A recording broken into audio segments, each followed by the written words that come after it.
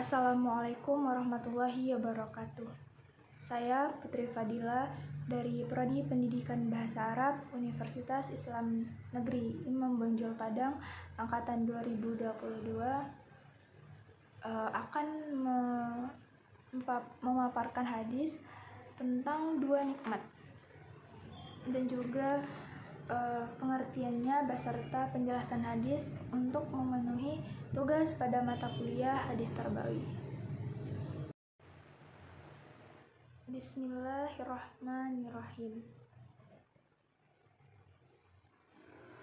Ana ibni Abbasin radhiyallahu anhuma qala an-nabiy sallallahu alaihi wasallam ni'matani maghbunun fihima katsirun minan nasi sihhatu wal faraghu rawahul Bukhari wa Tirmidzi wa Ahmad wa Darani.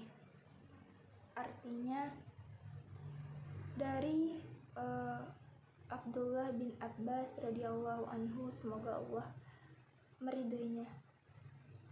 meridhoi keduanya.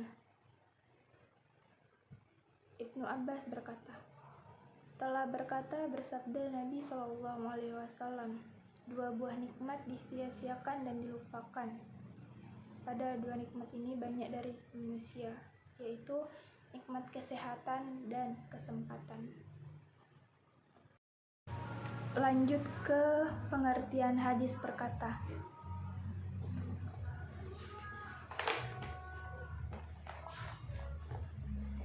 Ni'matani, dua nikmat, mafbunun, melalaikan, fihima, pada keduanya, katsirun, banyak, min, dari, annas, manusia. Nah, lanjut ke kandungan hadis.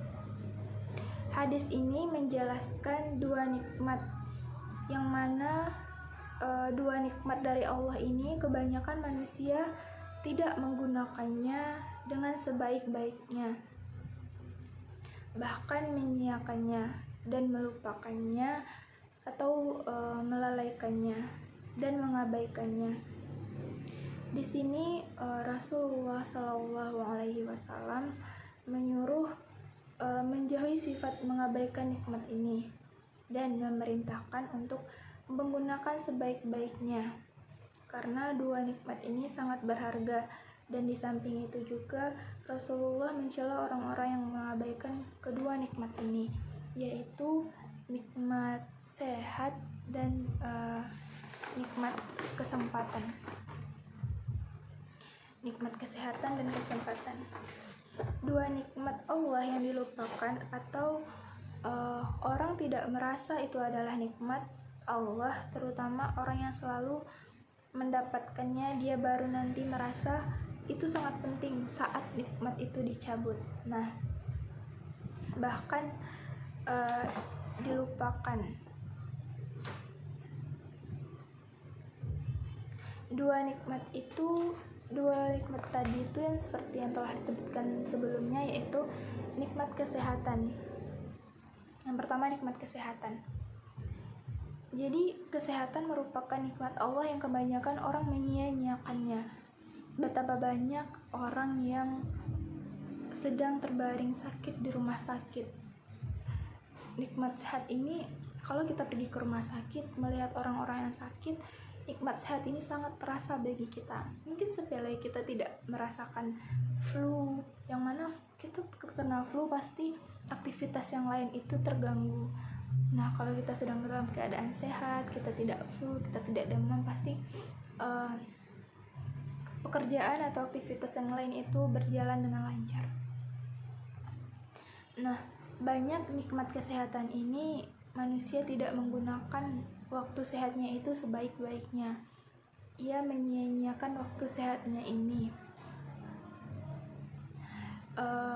Nanti saat sudah terasa sakit atau sudah terasa nikmat sehat itu dicabut, barulah manusia terkadang menyesal sudah menyia-nyiakan nikmat sehatnya ini.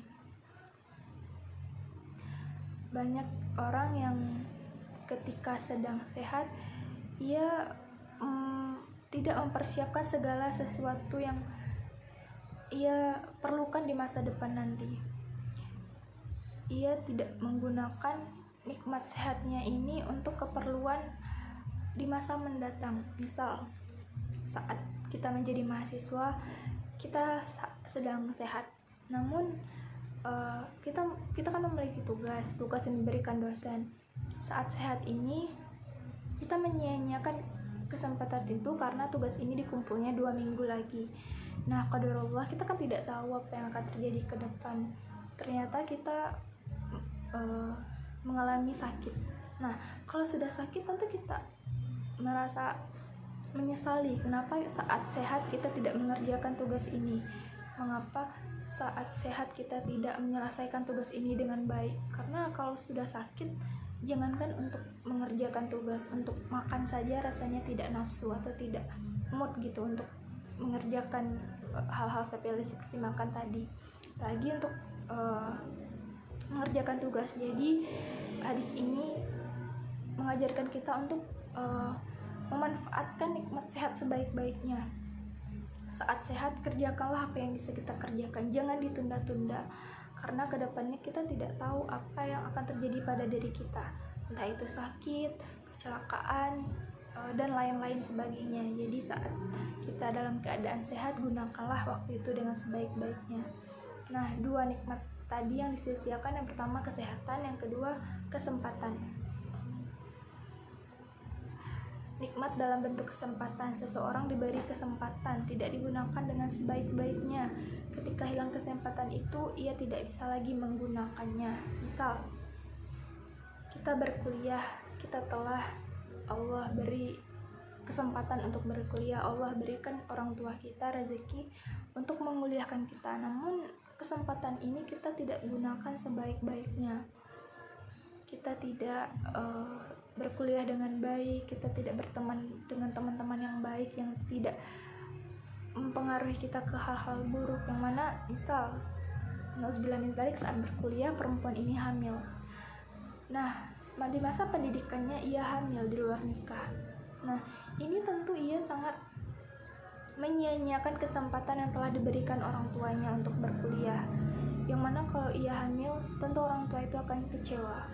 Ia harus melahirkan anak dulu baru lanjut berkuliah lagi, atau bahkan orang tuanya memutuskan ia untuk tidak usah berkuliah lagi karena sudah kecewa. Sudah diberi kesempatan berkuliah, ia gunakan itu untuk tidak hal yang baik. Ia terjerumus ke pergaulan yang tidak sehat sampai ia harus hamil seperti kasus tadi. Nah, ini kan termasuk menyia-nyiakan kesempatan. Nah, kalau udah seperti ini, misal orang tua tidak mengizinkan kuliah lagi karena kita telah melakukan hal yang di luar batas, tentu nikmat kuliah tadi, kesempatan kuliah tadi tidak bisa kita paksakan lagi, karena yang membiayai kan orang tua. Nah, ini termasuk menyia-nyiakan kesempatan, yang mana kita sudah diberi kesempatan namun kita sia-siakan dengan sifat kita tadi, dengan perangai kita yang tidak baik. Nah, contoh menyia-nyiakan kesempatan, misal kita ditawarkan untuk mengisi acara, kita ditawarkan menjadi pengisi acara di sebuah acara seminar, kita ditawarkan menjadi MC, moderator, atau mungkin mengisi acara bagian doa, atau misalnya tilawah, kita ditawarkan untuk ikut lomba, kita ditawarkan untuk berkegiatan hal yang bermanfaat, mengikuti panitia, UKM, atau yang rasanya bermanfaat untuk kita, namun kita tidak mengambil kesempatan itu. Kita ditawarkan menjadi misal moderator di sebuah acara seminar, karena takut salah, karena takut tidak sesuai ekspektasi orang-orang, takut salah ngomong, atau hal lain sebagainya. Jadi kita menyia-nyiakan kesempatan itu, padahal kesempatan itu tidak datang 2 kali. Bisa jadi yang pertama itu adalah yang terbaik, yang dilihat orang. Kita telah menampilkan yang terbaik sehingga orang-orang mengundang kita lagi gitu untuk mengisi acara tersebut. Jadi nikmat dalam bentuk kesempatan ini janganlah disia-siakan. Jika ada kesempatan yang bagus untuk masa depan kita, membuat kita bertumbuh, berproses di perkuliahan ataupun di tempat-tempat di luar kuliah, ambil kesempatan itu, ambil resikonya. Selagi itu dalam hal positif ya, ambil itu, kita tanggung resikonya, karena kita tidak mungkin langsung jadi wow, harus berproses terlebih dahulu. Jadi jika ada kesempatan, alangkah lebih baik dan memang sebaiknya ambil kesempatan itu, agar kita tidak termasuk orang-orang menyia-nyiakan dua kesempatan ini, menyia-nyiakan dua nikmat ini. Selanjutnya, keterkaitan hadis dengan pendidikan. Hadis ini menjelaskan tentang prinsip pendidikan, yang mana pendidikan adalah membawa dan mengantarkan manusia kepada yang lebih baik. Kepada yang lebih baik itu yaitu tadi, tidak menyia-nyiakan nikmat kesehatan dan juga tidak menyia-nyiakan nikmat kesempatan. Karena tidak semua orang dapat dua nikmat ini, kesehatan. Kalau satu nikmat kesehatan, kalau kita pergi ke rumah sakit, itu jangankan ke rumah sakit, kita pergi ke bidan aja, kita berobat, tentu terkadang bertemu dengan orang-orang yang ternyata juga sedang sakit. Apalagi di rumah sakit itu banyak yang bahkan untuk makan pun dia susah menelan, jangankan untuk beraktivitas. Untuk makan pun dia susah, untuk nafas pun ia dibantu alat-alat bantu untuk bernafas gitu, jangankan untuk beraktivitas seperti kita. Jadi kalau kita dalam keadaan sehat, gunakanlah untuk menyelesaikan hal-hal yang bisa kita selesaikan dengan baik. Jangan tunggu sakit dulu baru kita upayakan untuk menyelesaikannya, karena nanti kita akan menyesali kenapa kita menyia-nyiakan, kenapa saat sehat tidak digunakan kesempatan itu. Yang kedua, prinsip pendidikan yang disebutkan di sini, bagaimana seseorang itu menyadari kekeliruan yang ia lakukan, kemudian memperbaiki dirinya sendiri. Di sini manusia diingatkan untuk disuruh berproses untuk menggunakan nikmat itu sebaik-baiknya. Nah, yang kedua, nikmat kesempatan. Di nikmat kesempatan ini tidak semua orang mendapat kesempatan. Entah itu kesempatan misal tadi menjadi moderator di sebuah acara seminar, kan tidak semua orang ditawarkan itu, hanya orang-orang tertentu yang mana orang lihat dia mempunyai kemampuan itu. Nah, alangkah lebih baik kita terima tawaran itu selagi itu hal-hal yang baik, karena dari kesempatan yang kita ambil ini kita bisa berproses di sana, kita bisa mengupayakan hal-hal yang bisa kita upayakan yang sebelumnya mungkin belum pernah kita coba. Nah, saat diberi kesempatan, kita ambil kesempatan itu, kita gunakan sebaik-baiknya, kita belajar sebaik-baiknya dari mengambil kesempatan tadi. Kapan lagi kita mengambil kesempatan yang baik, karena kesempatan terkadang kan tidak datang dua kali. Jadi itulah tadi, jangan menyia-nyiakan kesempatan. Selagi ada, ambil kesempatan itu. Banyak orang yang menyia-nyiakan kesempatan ini.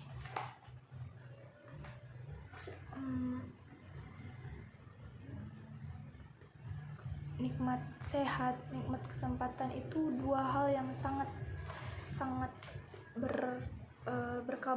berkolaborasi. Kadang ada orang yang sedang sehat namun dia tidak mendapatkan suatu kesempatan gitu.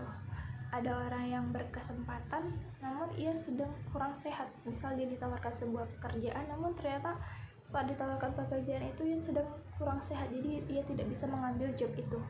Nah, kalau kita diberi kesehatan, kita juga diberi kesempatan, itu sangat-sangat hal-hal yang sangat-sangat perlu kita syukuri, dan alangkah sebaiknya kita ambil itu. Apalagi kita dalam keadaan sehat.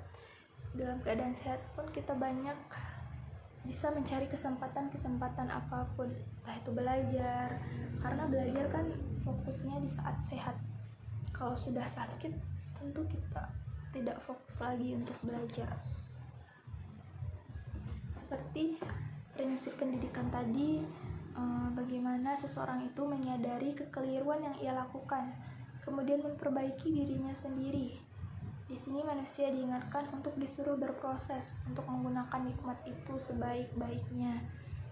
Jadi manusia di sini diminta untuk menggunakan nikmat, kesempatan, nikmat sehat sebaik-baiknya untuk berproses menuju lebih baik. Dengan kita sehat, dengan kita diberi kesempatan, kita bisa mendapatkan hal-hal yang baik yang bisa kita raih. Sekian penjelasan